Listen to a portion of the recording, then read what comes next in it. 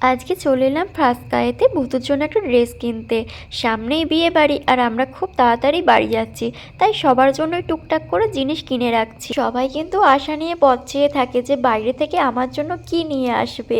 ওই যে বাইরের জিনিস, এটাই সব থেকে আনন্দের বিষয়। একটা ছোট জিনিস দিলেও তারা প্রচণ্ড আনন্দিত হয়।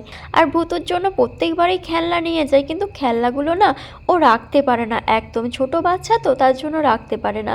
তাই ভাবলাম একটা ড্রেস দিলে ও সেটা রাখবে। এই সোয়েটারগুলো দেখছিলাম, কিন্তু যখনই ওর জন্য কোনো সোয়েটার আমি কিনে নিয়ে যাই তখনই হয় ছোট হয়ে যায়, বেশিরভাগ ছোটই হয়ে যায় যতই মাপ দিয়ে কিনি না কেন।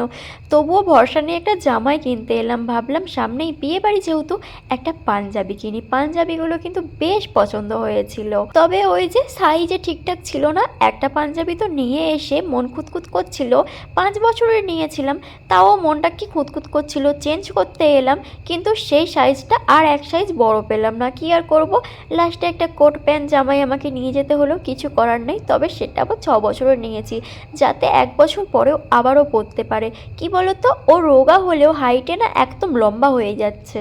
ওই যে কোট প্যান্ট দিয়া পিঙ্ক কালারের পাঞ্জাবিটা নিয়ে গিয়েছিলাম, কিন্তু সাইজে বড় পেলাম না। আর ফার্স্টক্রাইতে এত জামা কাপড়ের দাম, ওই জামাটারই দাম ছিল 2200 টাকা। তবে কিন্তু কাপড় কোয়ালিটি খুব সফট।